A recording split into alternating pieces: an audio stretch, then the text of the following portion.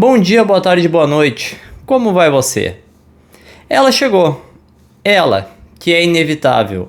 Que mais cedo ou mais tarde, e talvez mais cedo do que a gente estava esperando, ia aparecer. A primeira derrota do Inter em 2024. E tem algumas coisas que a gente pode falar sobre ela.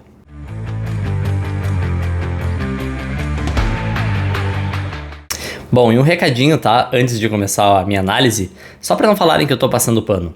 Eu acho que tanto o Inter quanto o Grêmio tem obrigação de ganhar dos outros clubes do Campeonato Gaúcho, principalmente das equipes do interior. Com todo respeito às outras equipes, com todo respeito à história que os outros clubes têm, mas as pretensões da dupla Grenal, elas são muito maiores que das outras equipes do Campeonato Gaúcho. Inclusive de Juventude, de São José, de Caxias, de Ipiranga, que estão nas divisões maiores do Campeonato Brasileiro.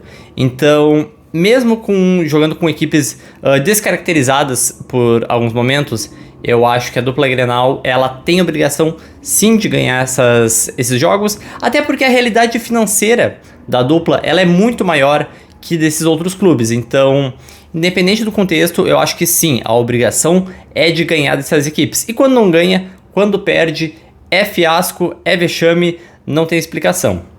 Dito isso, vamos para minha análise. Esse tipo de derrota eu gosto de chamar como o mal necessário. Por quê? Bom, vamos lá. O Inter tinha em campo um titular. Vamos considerar dois, considerando o Alário como titular até a chegada do Borré, tá? O Inter tinha 2 titulares em campo. De resto, eram apenas jogadores reservas. Eu sei, como eu falei no começo, eu sei que isso não é desculpa. Eu sei que o Johan é titular em conteste do Guarani. Eu sei que o Campanharo é titular em conteste do Guarani. Eu sei que o Pedro Henrique seria titular em conteste do Guarani. Eu sei. Mas a gente tem que entender que esse time que jogou contra o Guarani não vai ser o time principal. Não vai ser o time que vai jogar os principais jogos, tá? Eu vou começar como exemplo, quando eu tava lá no Estrela d'Alva, na saída de campo, eu vi 2 torcedores, obviamente gremistas, né? Comentando assim, obviamente eu tava passando na hora e eu não consegui ver a conversa toda, mas eu vi um comentando pro outro assim, se eles jogarem o Grenal dessa forma, a gente tá feito. Desse jeito, a gente tá feito. O Inter não vai jogar o Grenal dessa forma, porque o Inter não vai entrar com essa escalação no Grenal. No Grenal vai entrar Alan Patrick, no Grenal vai entrar o Arangues, no Grenal vai entrar o Bustos, o Wanderson.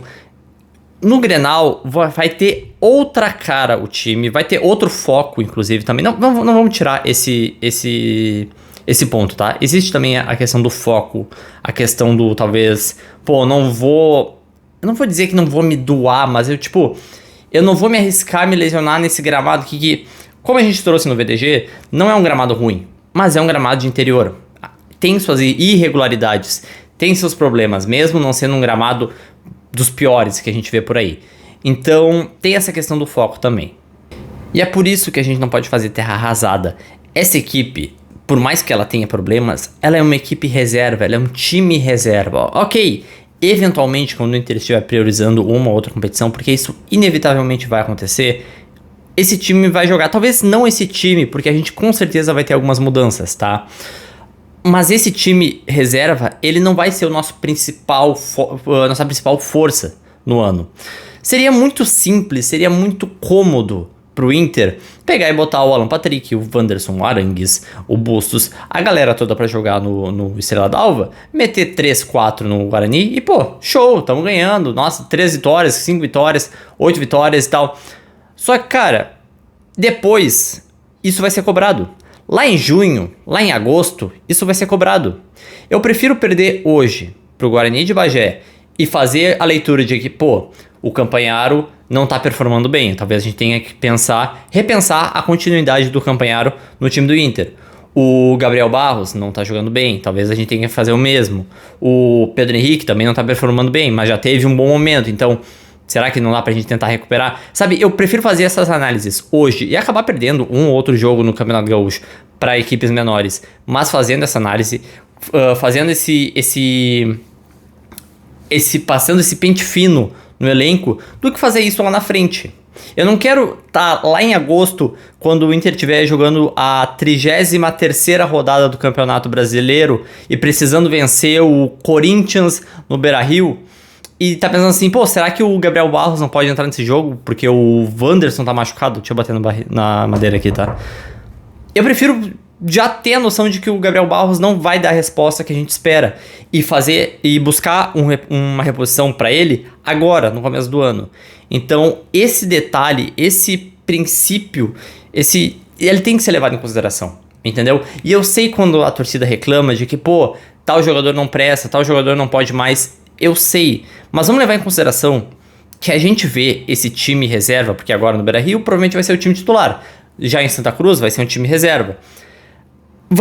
Esse time reserva, a gente vê ele jogar uma vez por semana, tá? Vamos botar duas, tá? 2 vezes por semana. A comissão técnica vê esses jogadores jogando todos os dias. Vê treino, vê questão de tática, de técnica, tudo. Eles têm uma análise séria sendo feitas. Então, naturalmente, os jogadores que não estão dando resposta, eles vão perder espaço. Eu vou usar como exemplo o Luiz Adriano, que é um jogador que eu gosto muito, tá? Mas ele não vem dando resposta desde o ano passado. Recebeu oportunidades no começo desse ano, não aproveitou elas e já é o segundo jogo que ele nem entra. Ele não entrou contra o Ipiranga, que era um jogo muito bom para qualquer jogador entrar. Eu acho que o Luca, inclusive, deveria ter entrado naquele jogo. Mas nem o Luiz Adriano entrou e não entrou agora contra o Guarani. Então, jogadores que não derem resposta vão perder naturalmente o espaço, tá? Se a gente que vê de fora já tá vendo que tem jogador que não pode jogar, o Kudê sabe disso. E ele fala isso em coletiva, ele fala em todas as coletivas, ele fala, eu tô dando chance pra todo mundo, ninguém pode reclamar de falta de oportunidade. Eu acho que o Luca deveria estar sendo mais aproveitado, tá? Eu acho que o Luca tá sendo muito pouco aproveitado. O Gabriel, eu acredito que seja uma questão de entendimento de que ele não encaixa no modelo de tático do Kudê, tá? Então, o Gabriel é um outro assunto, não é questão de qualidade técnica, mas sim das características dele, tá?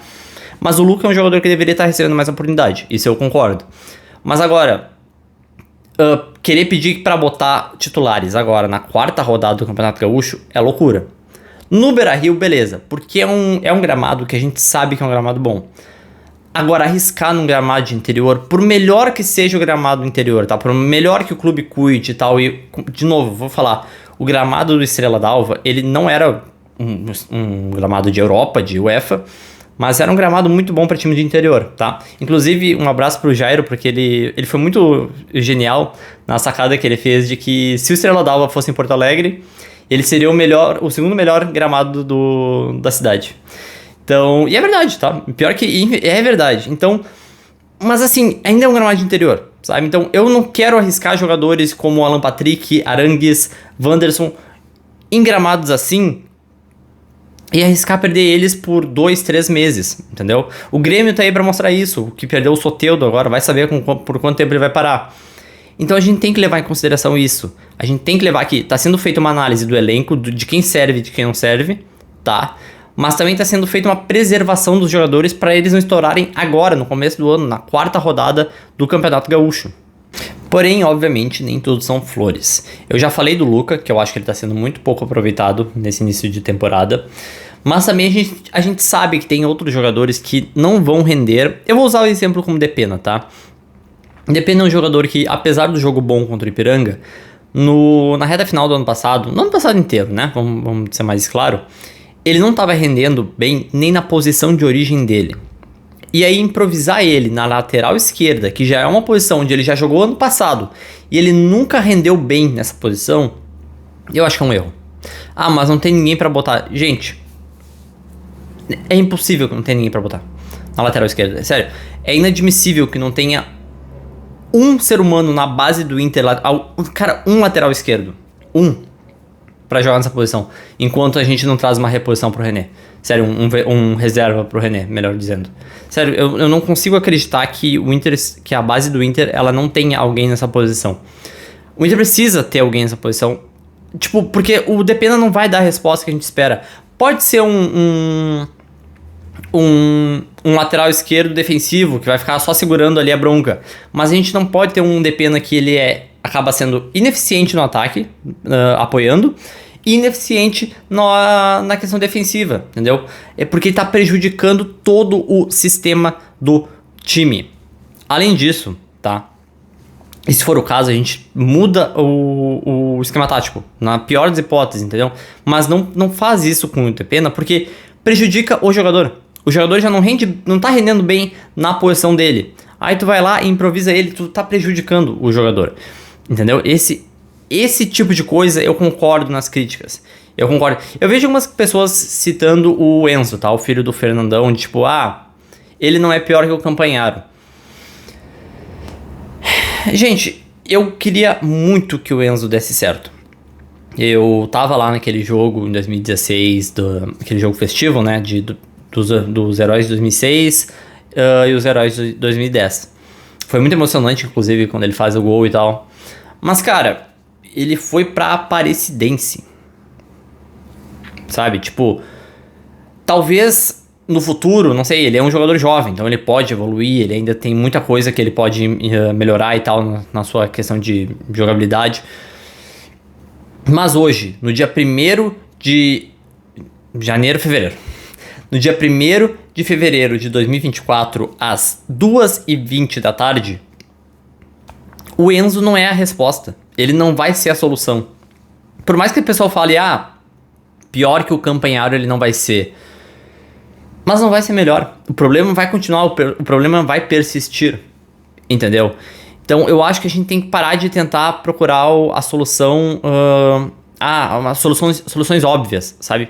A gente tem que ir no mercado caso o elenco de reserva que se apresente hoje não seja suficiente. Aí a gente tá vendo que não é.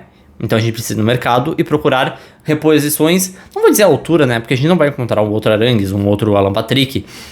Mas a gente tem que contratar jogadores que aguentem a bronca, entendeu? Que consigam ser reservas que representem os titulares.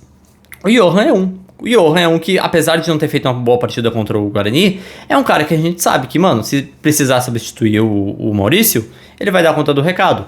Não vai ser o Maurício, obviamente. Mas é um jogador útil, um jogador que tem suas qualidades. E é isso que a gente precisa para reserva. Não precisa ser o Pelé para reserva, não precisa ser o Cristiano Ronaldo. Precisa ser alguém que dê conta do recado se precisar. E hoje no time reserva do Inter são pouquíssimos que tem essa qualidade. E, gente, por hoje é só, sabe? Tipo, não tem muito o que falar, mas também ao mesmo tempo tem muito o que falar, porque quando o Inter perde, é muito fácil fazer crise. É muito fácil fazer uma tempestade em copo d'água de tipo, meu Deus do céu, o ano vai acabar, a gente não vai ganhar nada. Sabe, é a 4ª rodada do Campeonato Gaúcho. Acalmem o coração de vocês, acalmem. Eu falei em outro vídeo, o Inter não era o melhor time do mundo por ter goleado o Ipiranga, assim como não era o pior time do mundo por ter empatado com o São Luís. E aí não é o pior time do mundo por ter perdido pro Guarani. Existe um processo sendo feito, existe um planejamento para a temporada sendo feito. E, cara, pelo que a gente vê das palavras do Eduardo Cudê na coletiva, pelo que os dirigentes nos falam nos bastidores, tá? No saguão do hotel, principalmente quando a gente vai conversar com dirigentes e tal, membros da comissão técnica, cara, a gente vê que tem um trabalho sendo feito, um trabalho sério sendo feito. Então, cara, dia 1º de fevereiro, eu não vou criar uma crise, eu não vou criar uma terra arrasada, porque o Inter perdeu jogando com os reservas pro Guarani de Bagé, entendeu? Inclusive, no segundo tempo, quando entram os titulares, o Inter melhora. O segundo tempo do Inter, ele amassa o Guarani de Bagé. Se jogasse com titulares desde o primeiro tempo, o Inter ganharia. Mas aí a gente não faria a leitura de que o Gabriel Barros não pode jogar, de que o Campagnaro não pode jogar, de que o Rômulo precisa melhorar muita coisa ainda para ser um substituto à altura do Johnny. Sabe, existem coisas que a gente só vai aprender apanhando. Sabe? Infelizmente é assim. É um mal necessário. É um mal necessário. Eu prefiro perder hoje, na 4ª rodada do Campeonato Gaúcho, do que na semifinal da Copa do Brasil. Sabe? Eu prefiro perder hoje. Eu prefiro fazer a análise hoje e corrigir os erros hoje. E é isso. O que tu achou do vídeo? Concorda comigo? Discorda de mim? Bota aqui nos comentários. Me siga nas outras redes sociais. Deixa o like. Ativa o sininho. Compartilha esse vídeo para o maior número de pessoas. E é isso, gente. Vamos, Inter.